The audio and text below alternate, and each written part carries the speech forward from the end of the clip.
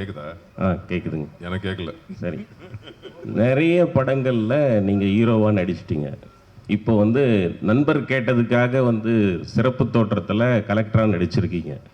கலெக்டரோட அதிகார எல்லைக்கு உட்பட்டு அந்த பொண்ணை நீங்கள் வந்து படிக்க வைக்கிறீங்களா, இல்லை வந்துட்டு அதை மீறி அரசு விதிகளை மீறி தனிப்பட்ட முறையில் அனுதாபத்தினால அந்த பொண்ணை படிக்க வைக்கிறீங்களா? அது மாதிரி என்னது உங்கள் கேரக்டரை பற்றி விரிவாக சொல்லுங்கள். இல்லை, அதை சொன்னால் கதை சொன்ன மாதிரி ஆகிடும்ல.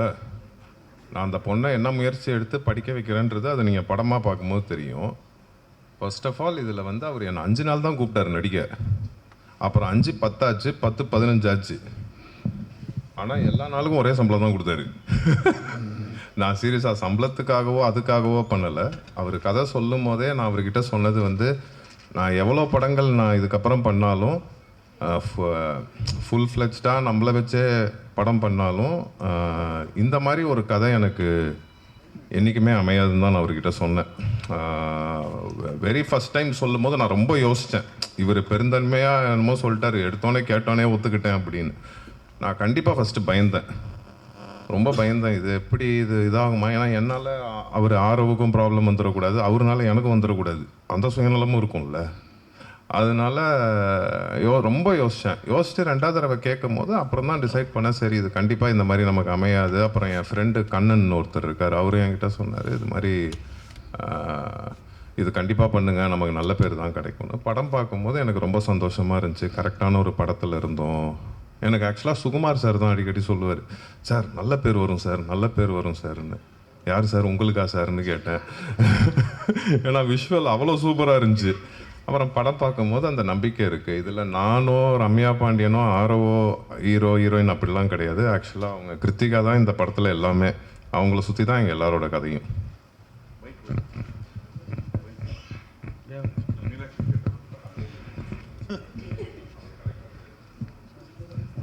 அருள் சார், நீங்கள் இந்த படத்தில் நல்ல பேர் வரும்னு சொன்னீங்க. வம்சத்துலேருந்து எவ்வளோ படம் நடித்தா கூட இந்த பட தலைப்பில் தான் உங்கள் பேர் இருக்குது, அருள் அப்படின்னு, அருள்வான்னு. இது நீங்கள் வந்த பிறகு பேரை மாற்றினாங்களா, இல்லை முதலே வச்ச பிறகு உங்களை பேருக்கு தகுபடி கூப்பிட்டாங்களா? நான் ஒரு நாள் ஃபுல்லாக இந்த டைட்டில் வேண்டான்னு அவர்கிட்ட அவர்கிட்ட டைட்டில் மாற்றுங்க நானும் இருக்கேன், இதே டைட்டிலாக வச்சிங்கன்னா சரி வருமானு. பட் அவருக்கு பொருத்தமாக பட்டுச்சு, அதை போய் நம்ம தடுக்கக்கூடாதுல்ல. அவ்வளோதான் சார். அருண் இது வேறு ஏதாவது சொல்ல வர்றாரு. நீங்கள் வந்ததே லேட். அவர் எங்கே இருக்காரு? நான் 9 மணிக்கு வந்தேன். கார்த்திக் ஒரு நிமிஷம். நீங்களா? கதையோட டைட்டில் என் படத்தில் என் பேர் முத்துவேல். இல்லை அருள்வான் அள்ளி கொடுக்குறவன் அப்படின்னு. ஆமாம், அதுக்கு இவர் சொல்லுவார் டைட்டில் வச்சாரு. நான் இது வான் தான் டைட்டில் வச்சோம். அதாவது வான்னா வானம் சார்ந்து மலை சார்ந்தது.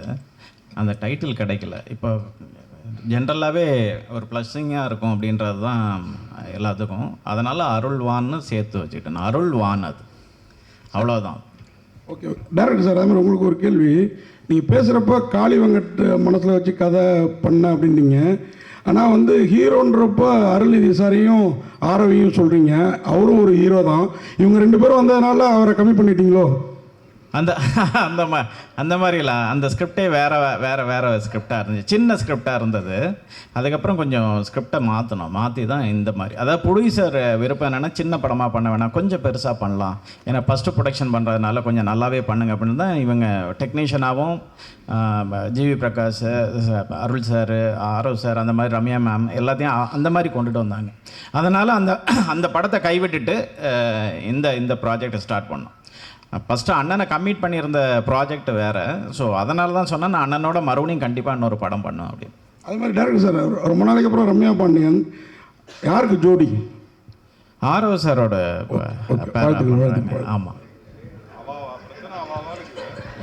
அருள் சார் எங்கே சார்? எங்கே ஐயோ இந்த சார், கோடம்பாக்கத்தில் வந்து அருள்வான்னா எல்லாருக்கும் தெரியும், அருள்நிதின்ட்டு. ஏன்னா பசங்களுக்கு வந்து ரொம்ப பிடிச்ச ஒரு நடிகர், அது இல்லாமல் எல்லாமே செய்வாங்க. இப்போ இந்த படம் டைட்டிலும் அதே மாதிரி ஒத்தி போகுது. ஆனால் இப்போ அதே படத்தில் அதே நெக்ஸ்ட் ஒரு படம் வந்து டிமாண்டி காலனி 3. ஸோ அப்படியே கான்ட்ராஸ்டாக இருக்காது. எப்படி நீங்கள் வந்து ஹேண்டில் பண்ணீங்க? எப்படி ஹேண்டில் பண்ணுறேன்னா, ஹேண்டில்னா என்னன்னா, அது வந்து ஒரு பேய் படம், இது வந்து ஒரு நல்லது செய்கிற ஒரு படம். ஸோ அதுலேருந்து எப்படி நீ மாறுபட்டுறீங்கன்னு இல்லை இது நான் தான் சொன்னேன்ல ஃபஸ்ட்டே, இவர் கதை சொல்லும் போதே நான் எவ்வளோ படங்கள் பண்ணாலும் இதில் கிடைச்ச கதாபாத்திரம் எனக்கு திருப்பி அமையாதுன்னு தான் சொன்னேன். நான் ஃபுல் ஃப்ளெஜ்டாக பண்ணாலும் ஒரு கல்வி எவ்வளோ முக்கியம்னு இந்த படம் சொல்லியிருக்கோம். அதே மாதிரி அந்த இடத்துல வாழ்கிறவங்களோட வாழ்க்கை நம்ம படம் பார்க்கும்போது அவங்க லைஃப் ஸ்டைலே நம்ம புரிஞ்சுக்கலாம். அந்த படம் பார்க்கும்போது அவங்க எவ்வளோ கஷ்டத்தில் இருக்காங்க அப்படின்னு. ஸோ அதனால தான் இதுக்கு என்ன இதுன்னு கேள்வி கேட்டால் எப்படி பதில் சொல்கிறது? கதாநாயகனாக ஃபுல் ஃப்ளெஜ்ஜாக நடிக்கிறது சந்தோஷமான விஷயம். ஒரு டேரக்டர் ஒரு 5 நாள் ஸ்டோரி சொல்லும் போது உங்களுக்கு என்ன தோணுச்சு அந்த நேரத்தில்? அவர் 5 நாள் ஸ்டோரி சொல்லலாம், 5 நாள் வர 5 நாள் வர சொன்னார். ஓகே, உங்களுக்கு என்ன தோணுச்சு? பண்ணலாமா வேணாவா? நிறைய முடிவு எடுத்திருப்பீங்களா நைட்டு? இல்லை, இவர் கொஞ்சம் குண்டக்க மாட்டாக்கான ஆள் தான். ஏன்னா என்ன ஆல்ரெடி தகராறுன்னு ஒன்று வச்சு எடுத்தார். அதனால எனக்கு என்னன்னா சீரியஸாகவே ஃபஸ்ட்டு ஒரு 5 நாள் தான் இருந்துச்சு. அதுக்கப்புறம் ஒரு 20 நாள் வந்திருப்பேன்னா ஆக்சுவலாக ஃபுல் படம் இருக்கேன், அது சொல்ல மாட்டுறாரு. நானும் ஆரவ், அவங்க கிருத்திகா, அப்புறம் இவங்க எல்லாரும் ஃபுல் படம் இருக்காங்க. கேள்வி next sir. Hero sir, Arulnithi sir வணக்கம். இதுக்கு நாங்கள் பேசவே செஞ்சுருப்பேன். நீங்கள் தான் பேசணும் சார். மாசான ஹீரோவாக பல படங்கள் பண்ணிட்டீங்க. பட் இந்த படத்தில் ஒரு முக்கியத்துவமான கேரக்டர் அப்படின்னா 5 நாளைக்கு ஒத்துக்கிட்டீங்க. அடுத்து வரக்கூடிய இந்த மாதிரி கதைகளில் முக்கியமான கேரக்டர் 2 நாள் 5 நாள் அப்படின்னா ஒத்துப்பீங்களா சார்? நான் இது வரைக்கும் எந்த படம் மாசான ஹீரோவாகவே பண்ணல சார். வம்சம் ஒன்று போதும் சார். வம்சமில் என் படங்கள் எல்லா படங்களையும் எல்லா கதாபாத்திரக்கும் எல்லாருமே ஹீரோ மாதிரி தான் இருப்பாங்க. வம்சம்ல என்ன கிஷோர் சார் தான் ஹீரோ மாதிரி இருப்பார். அவரை வச்சு தான் படமே. இல்லை, இன்னைக்கு வரைக்கும் அருள்நிதி சார்னா வம்சத்தை தான் முக்கியமாக சொல்கிறாங்க. ஆமாம், அந்த மாதிரி ஒரு மாசான படமும் நீங்கள் அடுத்து கொடுக்கணும். பட் இதை மாதிரி முக்கியமான கதைக்கு முக்கியமான கேரக்டர் வருது, ஒரு 5 நாள் அப்படின்னாலும் நான் நடிக்கிறேன் அப்படின்ற மாதிரி நீங்கள் இருக்கீங்களா சார்? கண்டிப்பாக பண்ணுவேன். முக்கியத்துவம் வாய்ந்த கதைகளில் நான் 5 நாளுக்குனாலும் நீங்கள் நடிப்பீங்க. அதுக்கு நான் அதே பண்ணிட்டு இருக்க மாட்டேன். அப்புறம் 5 நாளாக எல்லா படத்துக்கும் போயிட்டு இருக்க வேண்டியதான். இல்லை சார், 5 நாள் சொல்லி திருப்பி 5 நாள் ஆக்கிடுவாங்க தலைவா.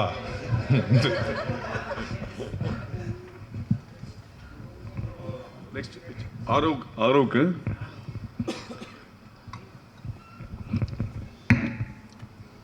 ரம்யா பாண்டியன் மேடம். இங்கே ஆக்சுவலாக உங்களோட கேரியரில் ரொம்ப முக்கியமான படங்கள் பார்த்தீங்கன்னா ஜோக்கர், ராமன் ஆண்டா ராவணாண்டா, இது ரெண்டுமே வில்லேஜ் சப்ஜெக்ட் தான். ஸோ உங்களுக்கு நல்ல பேர் வாங்கி கொடுத்த அப்படிங்கிற பட்சத்தில் நீங்கள் ஏன் வில்லேஜ் சப்ஜெக்ட் சூஸ் பண்ணுறது தயங்குறீங்க?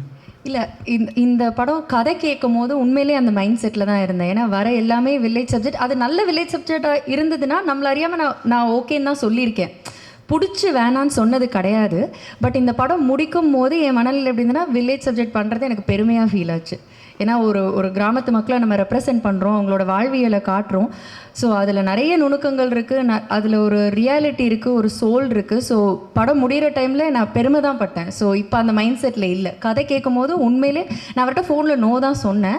ஸோ இருந்தாலும் ஒரு வாட்டி கேட்க வாங்கினாங்க. தேங்க்யூ சார் திருப்பி வர சொன்னதுக்கு. ஸோ கதை கேட்டதுக்கப்புறம் எனக்கு ரொம்ப ஹாப்பி ஆகிடுச்சு. ஸோ இனிமேல் வில்லேஜ் படம் கண்டிப்பாக. சார் ஆரோ சார்.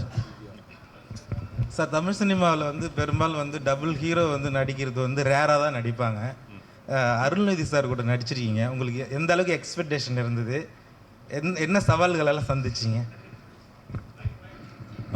தமிழில் அந்த ஒரு இது இருக்குது, மல்டி ஹீரோ பண்ணுறது ரொம்ப கம்மியாக இருக்குது. But other languages Malayalam, Telugu, கன்னடாலெல்லாம் நிறைய பண்ணுறாங்க. தமிழ்லேயும் எனக்கு பண்ணணுன்னு ரொம்ப ஆசை இருந்துச்சு. பட் இந்த கதை சொல்லும்போது அருள் சாரோட கேரக்டர் அப்போது யாருமே ஃபிக்ஸ் பண்ணலை. யாராவது ஒருத்தவங்க அது கொஞ்சம் ப்ராமினெண்ட்டாக இருந்தால் அது நல்லா இருக்குமோ படத்துக்கு அப்படின்னு ஃபீல் பண்ணிட்டு தான் அது ஒரு 20 days ஷூட் பண்ணதுக்கப்புறம் தான் அப்புறம் அருள் சார் உள்ளே வந்தார். எனக்கும் அருள் சாருக்கும் ஷூட்டிங்கில் நாங்கள் சேர்ந்து இது பண்ணவே இல்லை. ஆக்சுவலாக செகண்ட் டைம் தான் அருள் சார் நானும் பார்க்குறேன். பட் படமாக அது பார்க்கும்போது அருள் சார் அந்த கேரக்டர் பண்ணது இன்னும் அந்த படத்தையும் சரி அந்த கேரக்டரையும் அது பயங்கரமாக எலிவேட் பண்ணிச்சு. ஸோ அது வரைக்கும் ஹாப்பி தாங்க. அருள் சார், எவ்வளோ அரசு போஸ்ட் இருந்தாலும் அந்த கலெக்டர் போஸ்ட் தான் ரொம்ப பெரிய போஸ்ட்டுமாங்க. சின்ன வயசில் நம்ம எல்லாரும் கலெக்டர் ஆகணும், இன்ஜினியர் இருப்பாங்க. நிஜ வாழ்க்கையில் இப்போ உங்களுக்கு சின்ன வயசில் உங்களுக்கு பிடிச்ச கலெக்டர்னா யார் சொல்லுவீங்க? யாராவது இது இருக்கா சார்? அப்படி நிறைய பேர் இன்ஸ்பிரேஷன் இருக்காங்க, எவ்வளவோ கலெக்டர் இருக்காங்க. எல்லாருக்கிட்ட இருக்கிற ஒரு நல்ல விஷயத்தையும் ரசிக்க வேண்டிதான். ஆக்சுவலாக எங்கள் அக்காவுக்கு கலெக்டர் ஆகணுன்னு ரொம்ப ஆசையாக இருந்துச்சு. நான் எங்கள் அக்கா கிட்ட அதை சொன்னேன். அது நான் இந்த படத்தில் நிறைவேற்றிட்டேன் பாரு, உனக்கு ரொம்ப பிடிக்கும் அப்படி. எங்கள் அக்கா ரொம்ப ட்ரை பண்ணாங்க ஆக்சுவலாக. சார், லால்குடி இளையராஜா சார், நீங்கள் பேசுகிறப்ப ஏதாவது கேள்வியை கேட்டால் பதில் சொல்லுவேன். நீங்கள் மலை சார்ந்த இடமே நல்ல இயற்கையான இடம், ரொம்ப அழகாக இருக்கும். நீங்கள் அங்கே என்ன செட்டு ஏன்னா நீங்கள் விருதுலாம் பல விருது வாங்கினவர், இந்த படத்துலையும் உங்களுக்கு விருது இருக்கும், உங்களுக்கும் சுகமாக இருக்கும், கண்டிப்பாக இருக்கும். ஃபஸ்ட்டு உங்களுக்குலாம் ஆர்டரேஷன்னா செட்டு போடுறதுன்னு யார் சொன்னது? இல்லை அதான் அது தெரியாமல் தான் கேட்குறேன். செட்டு போட்டது தான் அது ஆர்டரேஷன் நினச்சிட்டு இருக்கீங்களா? நீங்கள் தான் ஒன்று டிசைட் பண்ணிக்கிறீங்க. ஃபஸ்ட்டு ஆர்டரேஷன்னா என்ன நீங்கள் கேட்டீங்கல்ல, கொஸ்டின் கேட்டிருக்கீங்கல்ல? ஆமாம், செட்டு போட்டால் தான் ஆர்டரேஷன். சார் நானும் பேசிக்காக ஒரு ஓவியம் தான், 10வது முடிச்சுட்டு வந்து ஓவிய கல்லூரியில் இடம் கிடைக்காம தான் பத்திரிகையாளராக மாறினேன். அதுக்கப்புறம் எனக்கு இடம் கிடைச்ச பையன் அப்புறம் பத்திரிகைக்காரங்களா ஒரு ஓவியனாக இருந்துட்டு அந்த கேள்வி கேட்கக்கூடாது இல்லை. இப்போ ஆர்டரேஷன் லைக் ஒரு களம், அந்த களம் எங்களுக்கு மாட்டியிருக்கப்ப எப்படி சார் ஒரே நிமிஷம், கேள்விங்கிறது என்ன சார்ந்து இல்லை, என் மூலியமா மக்களுக்கான விளக்கம். அவங்க இதை இவ்வளோ அளவுக்கு நாலேஜாக இருக்க மாட்டாங்க, உங்க அளவுக்கு குறைஞ்சபட்சம் என் அளவுக்கு. எல்லா ஆர்டர்ஸுமே அப்படியே கேட்டுட்டு இருக்கீங்க. மேஸ்திரி கூட ஏதோ ரீப்பர்சல் செட்டு போட்டுக்கிட்டே இருப்பாங்க அப்படின்னு இல்லை. படம் ஃபுல்லாக ஒர்க் பண்ணுற எல்லா ஃப்ரேம்ஸ்லேயும் ஆர்டரேஷனோட பங்கீடு இருக்குது. நாங்கள் இருக்கோம் இல்லை அப்படிங்கிறது இல்லை. நாங்கள் லொக்கேஷன் பார்க்குறோம், அந்த லொக்கேஷனில் தான் அந்த கதை நடக்குது அப்படிங்கிறத டிசைட் பண்ணுறோம். கதையோட களத்தை நாங்கள் தான் ஆராய்ஞ்சு அந்த இடத்துக்கு கூட்டிகிட்டு போகிறோம் எல்லா ஆர்டிஸ்ட்டையும். ஸோ செட்டு போட்டால் தான் ஏதாவது ஒன்று ப்ளைவுட்டை வச்சு மேக் பண்ணால் தான் அப்படின்னு நினச்சிட்டு இருக்கக்கூடாது. கதைக்குள்ளே ஃபுல்லாக இருக்கும். ஈச் அண்ட் எவ்ரி ஃப்ரேமில் ப்ரொடக்ஷன் டிசைனிங் இருக்குது. அது என்ன கலர் ஸ்கீமில் போகலான்னு டிஸ்கஸ் பண்ணுறோம். கேமராமேன் கூட என்ன லைட்டப்பில் எடுக்கலான்னு டிஸ்கஸ் பண்ணுறோம். ஸோ கதை ஃபுல்லாக ஆராய்ஞ்சிட்டு இருக்கோம். நீங்கள் ஏதோ செட்டு போடுறது அதனால கதை இது போய் ஏதோ மலையிட்ட நின்னா நாங்கள் என்ன பண்ண போகிறோம் அப்படின்னு கொஸ்டின் கேட்டுட்டு இருக்கக்கூடாது அப்படிங்கிறது என்னோட தாழ்மையான வேண்டுகோள். இனிமேலாவது இந்த கொஸ்டின்ஸ் இது மாதிரி கொஸ்டின்ஸ் விளக்கம் கிடைச்ச பிறகு தான் எனக்கே அது தெரியுது. அப்போ மக்களும் இதுக்கப்புறம் தெரிஞ்சுப்பாங்கிறதுக்கு தான் இந்த கேள்வி. நன்றி. இதை போஸ்ட் பண்ணீங்கன்னா கரெக்டாக போஸ்ட் பண்ணி நான் கரெக்டாக கொண்டு போய் சேர்த்தீங்கன்னா ஆர்டர்ஸ் அந்த மலையில் என்ன செட்டு போடுறீங்க, அங்கே தெருவில் எடுக்கிறப்போ உங்களுக்கு என்ன வேலைன்னு கேட்காம இருப்பாங்க ஆடியன்ஸு. நீங்கள் தான் அதை கரெக்டாக கொண்டு போய் அப்போ ரீச் பண்ணணும். ஸோ தெரிஞ்சுக்குவாங்கல்ல மக்கள். ஃபிலிம் மேக்கிங்னா ஒவ்வொருத்தவங்களுக்கும் ஒவ்வொரு பார்ட் இருக்குது. அதில் எவ்வளோ இம்பார்ட்டன்ட் என்னென்ன பார்ட்டில் இருக்குது அப்படிங்கிறத மக்கள் எந்த அளவுக்கு ரீச் பண்ணுறாங்களோ அப்போ தான் கலை வடிவம் கொண்டு போய் அவங்களுக்கு போய் ரீச் ஆகும். நன்றி. நன்றி. இன்னைக்கு வந்து கல்வி 2026 பட்டி தொட்டி எங்கும் எல்லா இடத்துலையுமே கல்வியை கொண்டு போய் சேர்த்துருக்காங்க. ஆனால் இன்னமும் ஒரு சில மலைவாழ் மக்களுக்கு கல்வி கிடைக்கல, ஏழை எளிய மக்களுக்கு கல்வி கிடைக்கலன்னு சொல்லியிருக்காங்க. இதுக்கு என்ன காரணமாக இருக்குன்னு நீங்கள் நினைக்கிறீங்க சார்? இதுக்கு காரணம் தெரிஞ்சால் நான் இங்கே உட்காந்துருப்பேண்ணா, நெஜ கலெக்டராக இருக்க மாட்டேன். அந்த கஷ்டத்தை தான் இந்த படத்தில் சொல்லியிருக்கோம். ஸோ இப்போ நிறைய இடத்துல நிறைய பேர் அதை செஞ்சுட்டு வராங்க. இதுவும் பேஸ்ட் ஆன் ட்ரூ ஸ்டோரி தான். இது உண்மையாகவே எங்கே நடந்தது, எந்த கலெக்டர் அதை செஞ்சார், எந்த ஊரில் நடந்துச்சு, அங்கே பேசிகிட்டு இருக்காரு. இங்கே பாருங்கள், முக்கியமான கேள்வி அது எல்லாமே இவர் சொல்லியிருக்காரு. அதை கேளுங்க, அதை ஒரு தடவை கேளுங்க. நிறைய பேர் ட்ரை பண்ணுறாங்க. இன்னும் இப்போ எல்லா இடத்துலையுமே இப்படி இருக்குன்னு நம்ம சொல்ல முடியாது. எல்லா இடத்துலையுமே கல்வி போய் ரீச் ஆயிடுச்சு.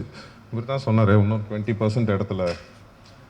ஆமாம், அது 25% இருந்து இன்னும் கம்மியாக இருக்கும். சீக்கிரம் இன்னும் கம்மியாகிடும் நம்புவோம்.